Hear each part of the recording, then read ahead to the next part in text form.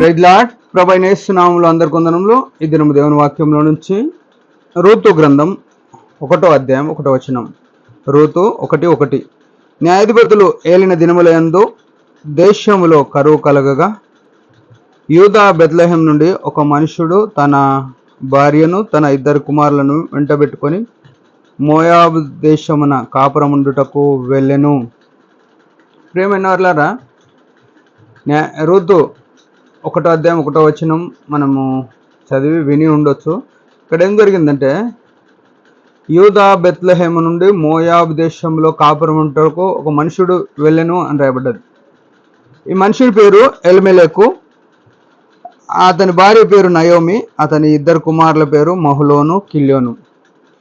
ఈ మహులోను ఎలిమెలెకు అనే మాటకు అర్థం ఏంటంటే, నా దేవుడే నా రాజు అని అర్థం ఇస్తుంది. నా దేవుడే నా రాజు. నయోమి అనే మాటకు అర్థం ఏంటంటే మధురము అని అర్థం ఇస్తుంది. కిల్యోను అనే మాటకు అర్థం ఏంటంటే వ్యాధి అని అర్థము. మహులోను అనే మాటకు అర్థం ఏంటంటే మహులోను అనే మాటకు వ్యాధి అని అర్థము, కిల్యోను అనే మాటకు నాశనము అని అర్థం. ఇక్కడ చూస్తే గమనించవలసిన విషయం ఏంటంటే, ఎలిమెలెకు అనే వ్యక్తి, నయోమి అనే వ్యక్తి, వీరి భార్య భర్తలు. దేవుడే నా రాజు అని, మధురం అని వీళ్ళ అర్థం, వీళ్ళ పేర్లు. అయితే వీళ్ళు ఏం చేసినారంటే, యూదా బెత్లెహేము నుండి మోయాబు దేశమున కరువు కలగగా, కరువు వచ్చినప్పుడు వాళ్ళు మోయాబుకు ప్రయాణమైనారని చూస్తున్నాం. ప్రియమైన వారులారా, ఈ మాట మనకేం సెలవిస్తుందంటే, యేసుక్రీస్తు ప్రభు రక్తంలో కడగబడిన వ్యక్తివి, యేసు ప్రభును సేవిస్తున్న వ్యక్తివి, యేసు ప్రభును ప్రేమిస్తున్న వ్యక్తివి నువ్వు అయి ఉండొచ్చు. నీ భార్య నీకు మధురంగా ఉండొచ్చు.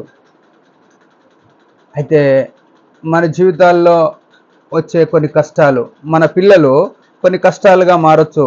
ఎట్లా అంటే నాశనముగా, వ్యాధిగా మన పిల్లలు మనకు ఇబ్బందిగా ఉండొచ్చు. అయితే ఇక్కడ గమనించవలసిన విషయం ఏంటంటే, మనము దేవుని సన్నిధి గాక వేరే స్థలానికి వెళ్ళొద్దు. అది మనం గుర్తుపెట్టుకోవాలి మన జీవితంలో. నీకు ప్రభు దేవుడైనప్పటికీ, యేసుక్రీస్తు ప్రభు రాజు అయినప్పటికీ నీ జీవితంలో కరువు అనేది వస్తుంది. మనం చాలాసార్లు మనకు వచ్చిన కరువును బట్టి, నిందను బట్టి, కష్టాన్ని బట్టి, దుఃఖాన్ని బట్టి, మన జీవితంలో ఉన్న ఆర్థిక పరిస్థితులను బట్టి, అనారోగ్య పరిస్థితులను బట్టి మనం చాలాసార్లు ఏమనుకుంటామంటే, యేసు ప్రభు నాకేం చేయట్లేదు, యేసు ప్రభుని ఎంత ప్రార్థన చేసినా నాకు ఏం మేలు జరగట్లేదు అని మనం చాలాసార్లు కృంగిపోయేవారం ఉంటాం. ప్రియమైన వారులారా, మన జీవితంలో కష్టము రాదని బైబిల్ ఎప్పుడు చెప్పలే. యేసు ప్రభును అంగీకరించినప్పటికీ మన జీవితంలో కష్టం రాదని ఎక్కడ చెప్పలే. కానీ ప్రభు ఏం చేస్తాడంటే, ఆ కష్టములో నీతో ఉండి నిన్ను ఆ కష్టం యొక్క ఇబ్బందిని కలగకుండా చేస్తాడు. ఆ కరువులో నిన్ను పోషించే దేవుడు, అది గుర్తుపెట్టుకోవాలి. దానికి ఆ కరువు నుంచి మనం పరిగెత్తొద్దు. అంటే ఆయన లేకుండా, ఆయన కాకుండా, ఆయన సన్నిధి కాకుండా ఇంకో స్థలానికి వెళ్ళట మన జీవితంలో ఎంతో నష్టం తీసుకొస్తుంది. అది గుర్తుపెట్టుకోవాలి. ఎంతో విచిత్రం కదా. మనం అనుకుంటాం మా కష్టాలే రావు అనుకోవద్దు. కష్టాలలో ఆయన తోడు ఉంటాడు. యోహాను సువార్త 16:33లో ఏం రాసిందంటే, లోకములో మీకు శ్రమ కలుగును, అయినను ధైర్యం తెచ్చుకొనుడి, నేను లోకమును జయించున్నా అని యేసు ప్రభు చెప్తూ వచ్చినాడు. లోకంలో మనకు శ్రమ కలుగుతుంది. అయితే మనము క్రైస్తవులమైన మా కష్టాలే లేవు అని చెప్పడం అనేది అది సరైన పద్ధతి కాదు. ఆ కష్టములో ఆయన మనకు తోడుంటాడు, ఆ కష్టంలో మనల్ని విడిపిస్తాడు. ఆ నమ్మకంతో ఆయన పాదాల చెంత కూర్చుండడం నేర్చుకోవాలి. ఈ ఎలిమెలెకు అనే వ్యక్తి ఆ కరువును చూసి మోయాబు దేశానికి, మోయాబు అనగా దేవుని యొక్క వాక్యంలో చూస్తే శాపగ్రస్తమైన పట్టణము, అది దేవునికి ఏమాత్రము స్థలము లేని పట్టణం. అది ఆ స్థలంలో పోయి కొన్ని 10 సంవత్సరాలు వారు అక్కడ ఉన్నారు. 10 సంవత్సరాలలో 10 అనే మాటకు అర్థం ఏంటంటే పరీక్ష. 10 అనే సంఖ్య బైబిల్ గ్రంథంలో కొన్ని నంబర్లు, ఒక్కొక్క సంఖ్య, ఈ 10 వరకు కొన్ని సంఖ్యలు ఉన్నాయి. ఆ సంఖ్యను బట్టి 10 అంటే పరీక్ష. పరీక్ష వచ్చేంత వరకు ఆయన ఉన్నాడు. ఎప్పుడైనా వస్తాడేమో దేవుడు పరీక్ష పెట్టినాడు ఆయనకు. ఆ 10 సంవత్సరాలు రాలేదు. ఆయన చనిపోయినాడు, ఆయన 2 కుమారులు చనిపోయినారు. ప్రియమైన వాళ్ళారా, మన జీవితంలో మనము సత్యంత వరకు, అంటే మన కష్టము, పరీక్ష ఇంచేంత వరకు ఉండొద్దు.